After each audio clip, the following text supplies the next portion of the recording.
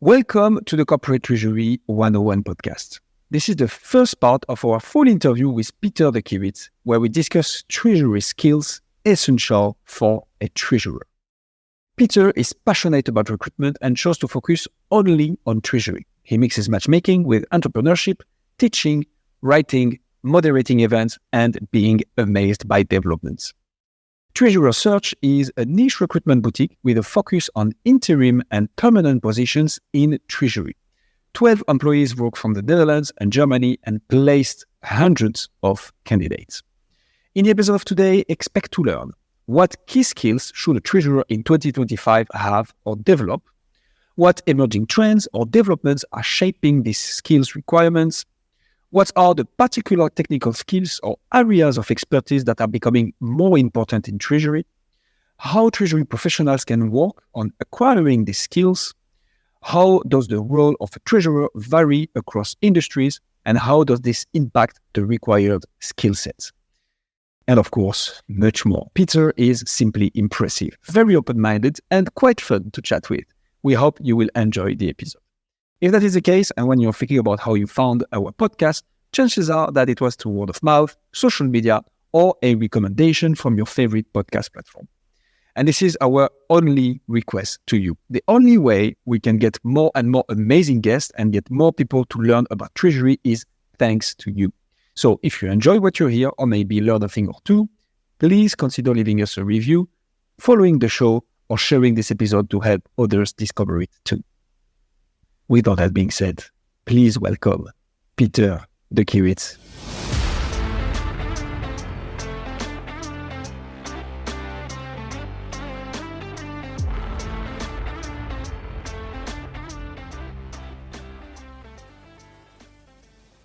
Hey, Pieter. Thank you so much for joining us on the Corporate Treasury 101 podcast. To begin with, we'd like to talk about the treasurer of 2025. We'd like to dream a little bit.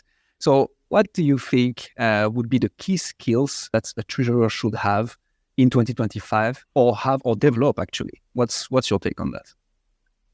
Well, thank you for having me, first of all. And thinking about 2025, I think it all starts off because I think this is for a lot of the audience, how to develop themselves.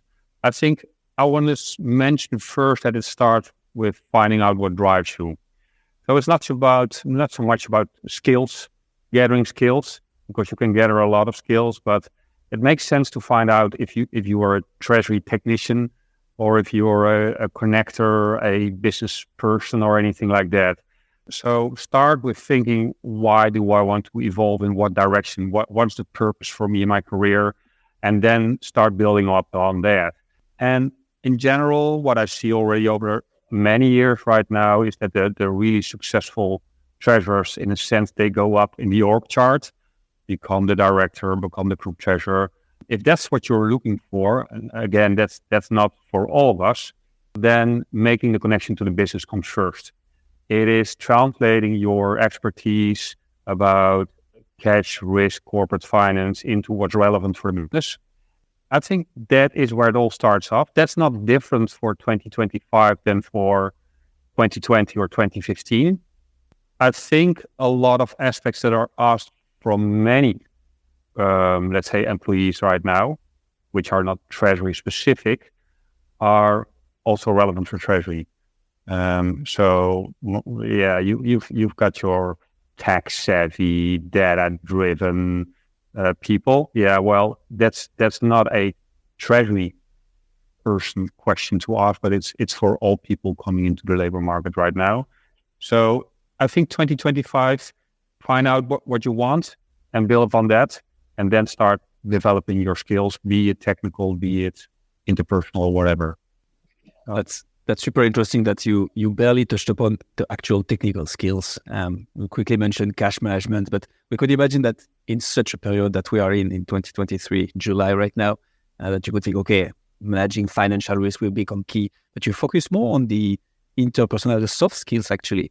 Why do you think it's that important? Well, I think a lot of the treasury population has a lot of technical skills. So you see a lot quantitative, detail-oriented people, tech-savvy also quite a few. And they've been in their traditional proverbial ivory tower. doing a good job.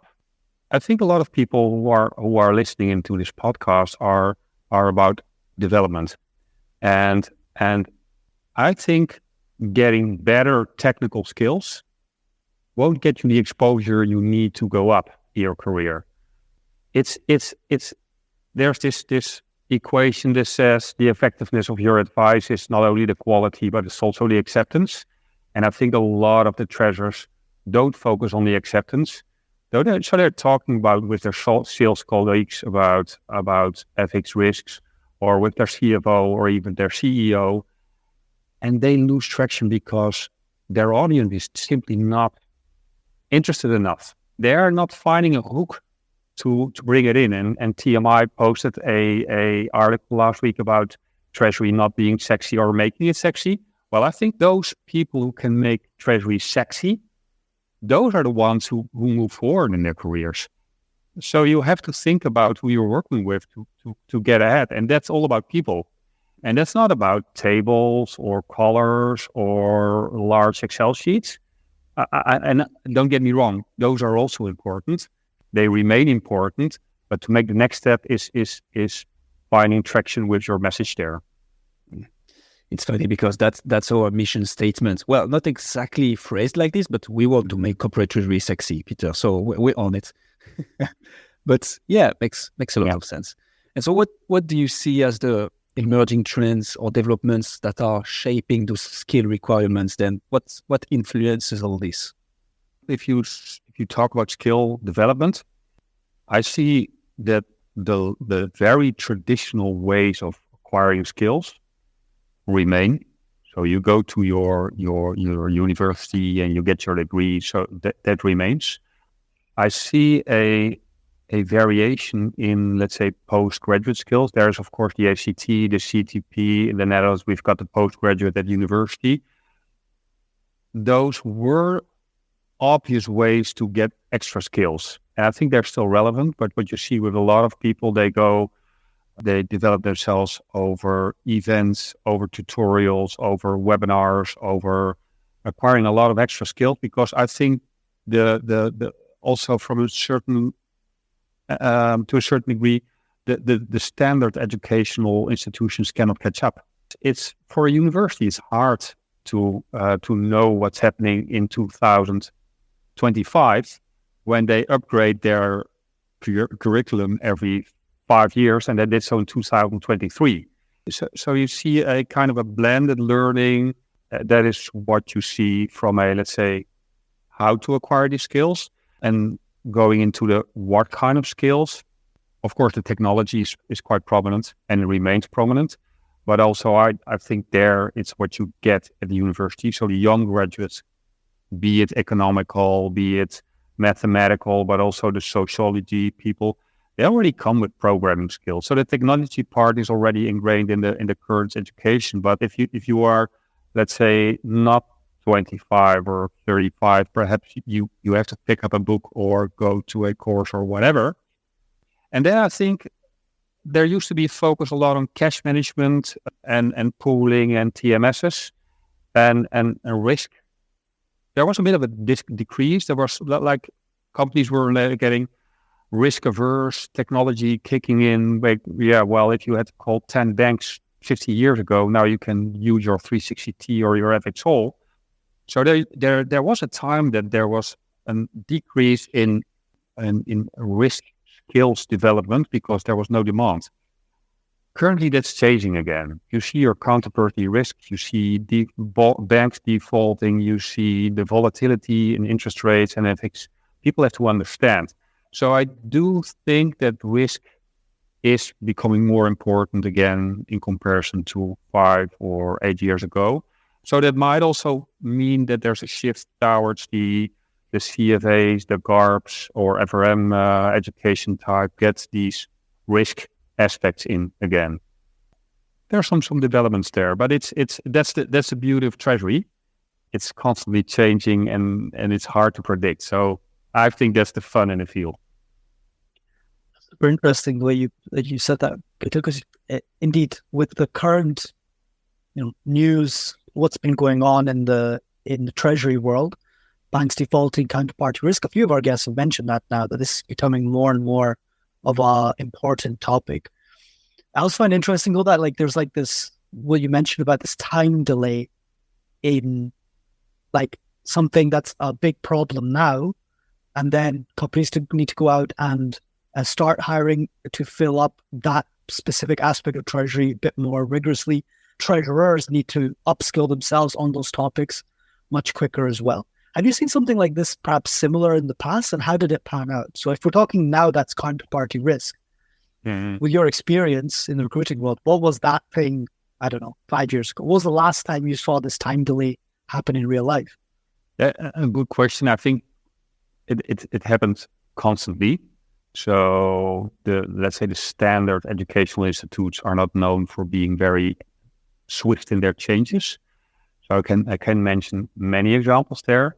What I see from the recruitment industry, because I have two focus elements in my job. It's the recruitment side and it's the treasury side.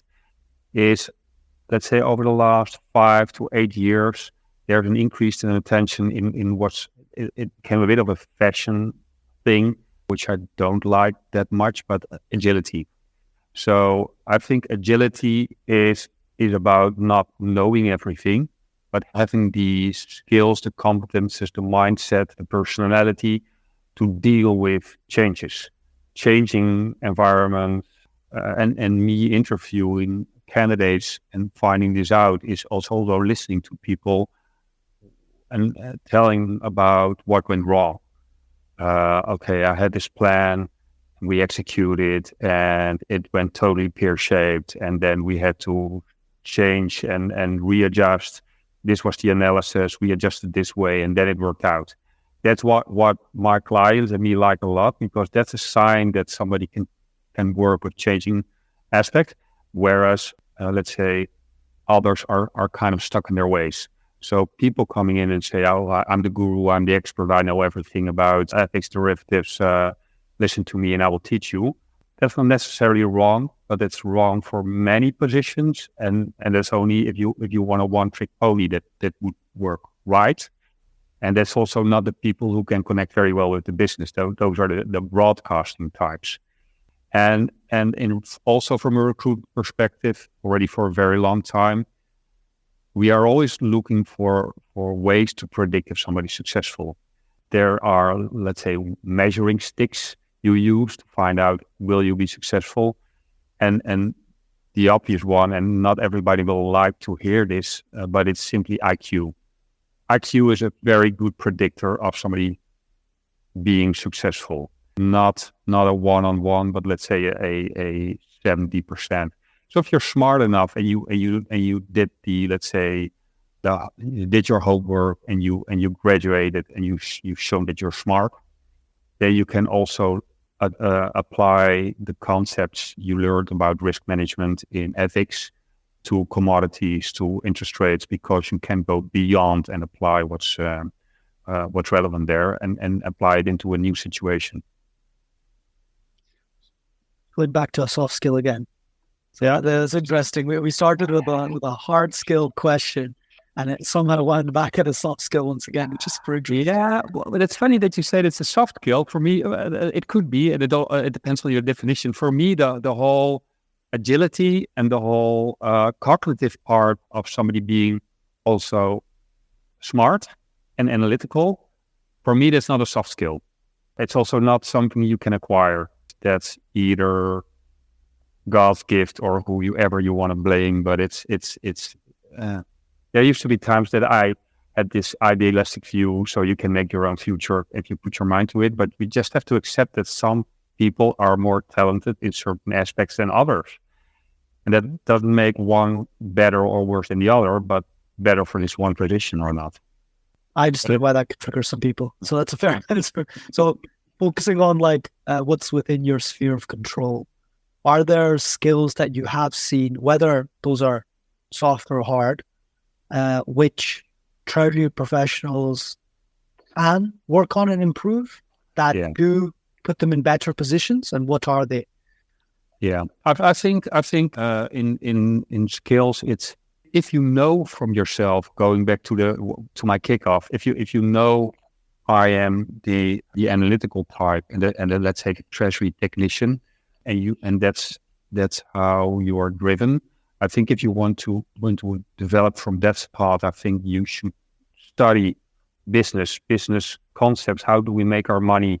So let's say take the MBA, and then really go into the books and go through the value chain and teach yourself how does this company operate and where do we make the money, and then connect that to your cash and your excess cash and to your risk and start structuring excellent solutions. If that's how you're wired, go that direction. If you know I want to go up and I've got more the communication, people skills, and I want to develop those, I think it all starts with going out, listening to business leaders, listen to their strategy, and translate that in messages that will come across. So it's communication skills, but it starts all with the listening part. So, okay, I know the CEO wants to expand into that region. Then I have to talk about that topic, but also I have to think about, okay, what are the words that he is using? Is he a profit, a upside driven person? Okay, what kind of solutions does he want to hear from me to improve the upside? Or the CFO is cost cutting, and does he want me to speak in euros, or does he want me to speak in action points? So we had one workshop one day. It was a insights driven workshop. I'm not a big fan of insights, but it's the red and the blue and the green and the yellow personality types, and we kind of helped people to find out what type they were. And in this audience, we had this group, we're 25 or 30 people. And they were predominantly blue in that typology. So that meant... You explain that a little bit? Yeah, it's very much you are driven by the numbers, black and white, very analytical, very, very rational. A lot of CFOs are in that typology, they are red, and red are assertive, and they are result-oriented, and they want to score. So if you would come in as a blue person, you would have a big data sheet. You would have your Excel and your pie chart and your everything, and you would take your time and you have a build up to your point you want to bring across. That red person, the CFO, would be totally bored, out of his mind. So you start with the results, and you would say, okay, I come in and I can show you how we can sink cost in our bank relations by 1.5 million annually. Do I have your attention? And when he says yes, or she says yes, then you continue. So that's very much a communication skill, which is very trainable, which is almost like a trick that starts with, okay, how do I wrap up my message to make it digestible for this person? Very trainable. We started with all of that was self-awareness, right? Yeah. Is really understanding what your type is and who you are and what's your strengths and weaknesses. Yeah. And then from there, where do you need to play? I think that makes sense. Yeah, what I see a lot, but that's a bit of perhaps I mentioned it too often, but I see too many people living the ambitions of the people around them. They come in and say, I want to be a group treasurer. Okay, why do you want to be a group treasurer? Is it the car? Is it the money? Is it what kind of challenge? Or perhaps your spouse said, okay, you are already in this job for 6 years. Now it's time to do something new. And then you have to think, is this the proper reason for me to start a career change? Or should I better stay with what drives me instead of the drivers of others for me? Oh, it makes sense. And we'll put a link in the description for the audience who might not know about this personality test. So we'll put a link towards that. Yeah. Pieter, so we've talked about in general and the focus on the soft skills, which I really love because I think a soft skill is harder to develop than a hard one, but most of them could be developed, right, through training and reps. Right. So when we look at the treasurer's role, how does that one potentially varies across industries? If so, if not, like rinse and repeat, that's fine. But I believe there will be nuances. Yeah. And how does this impact the required skill sets? Have you seen differences in your experience? Yeah. Well, yeah. I've seen me stepping into recruitment in this job type is also because a lot of treasurers can work in a lot of industries. So you can move relatively quickly from one industry to another, but there are big differences. So for the obvious one, the non-for-profit treasurer is totally different from the profit-driven treasurer or the profit company. But that's an obvious one. But two examples, we work for a lot of clients in this soft commodities industries, a lot of traders. And what you see over there is that, of course, risk and risk related to the core business is important, but also the traders in a trading company are very prominent, and they will enter your room as a treasurer.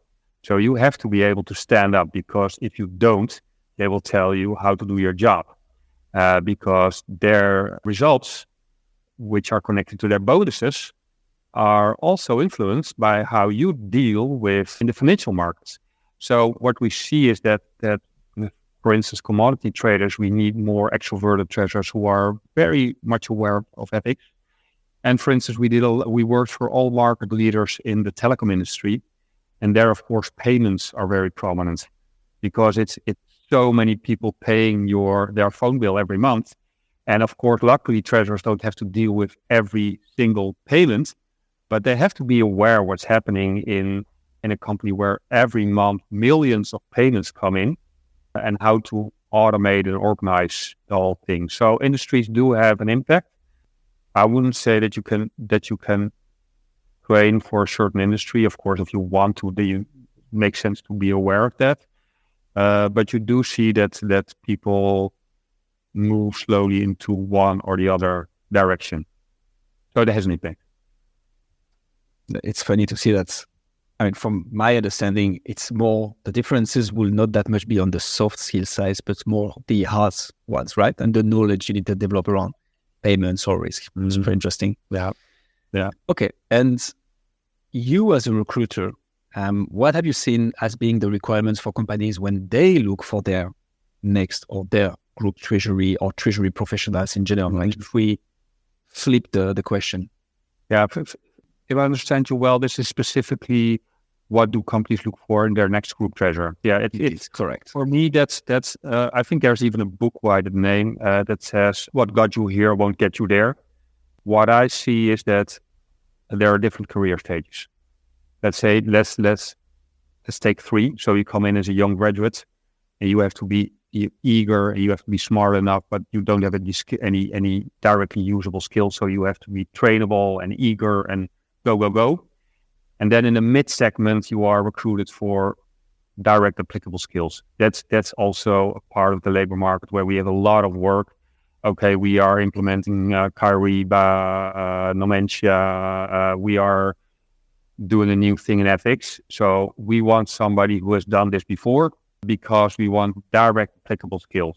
So that's the mid segment, and the source for the next level, of course, the director, the group treasurer, and everything related to that. So what gets you into the mid segment is your experience and your skills in that field. But if you go and want to be a group treasurer, you should be aware that your exposure and the expectations are different. So you are expected to lead a team and inspire a team and to staff a team. And you have to be able to translate this. CFO says, okay, we are going to acquire this company. Okay, what does it mean? You have to think about the more strategic part.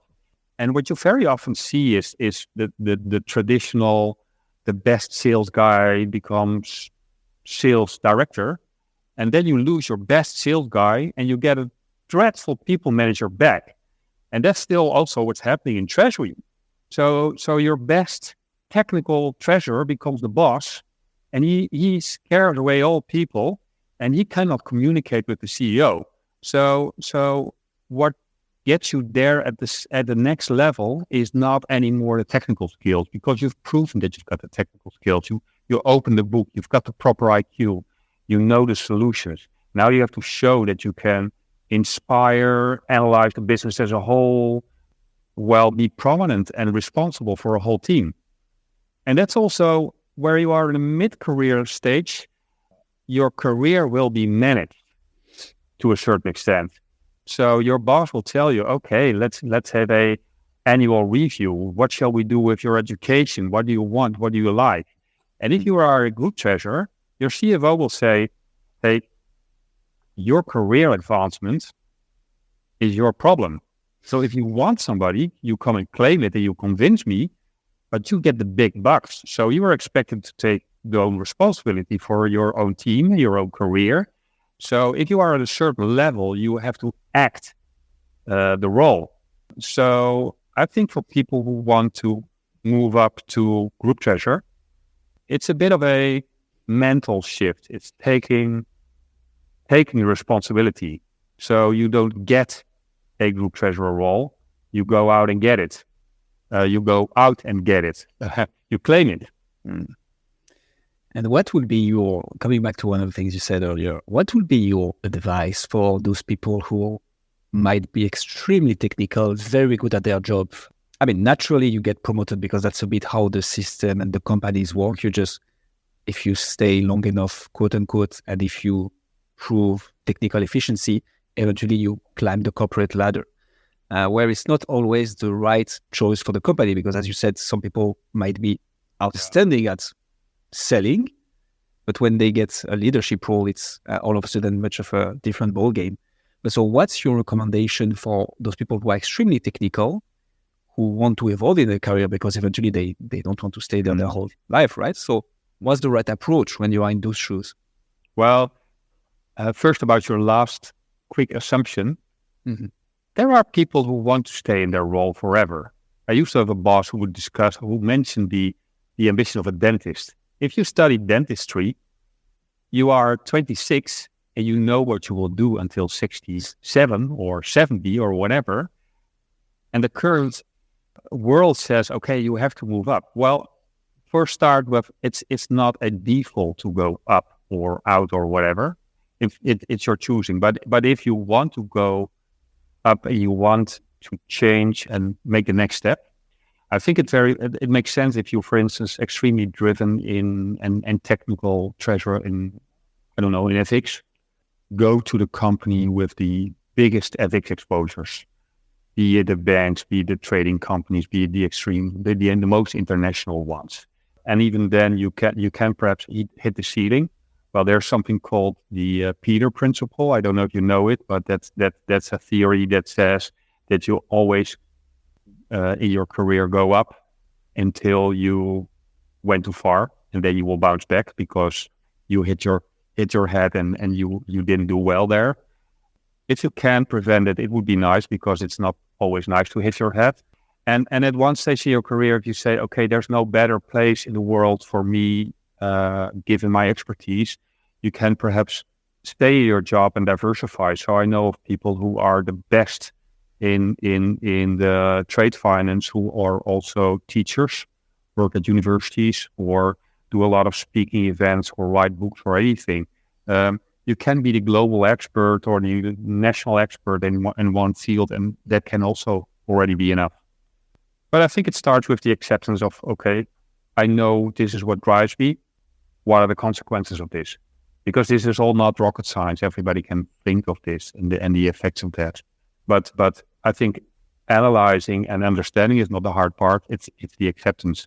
It's accepting that there's somebody who's a junior, who's now, who will be next to you in 3 years, and will be your boss in 5 years. Some egos cannot handle that, but yeah, well,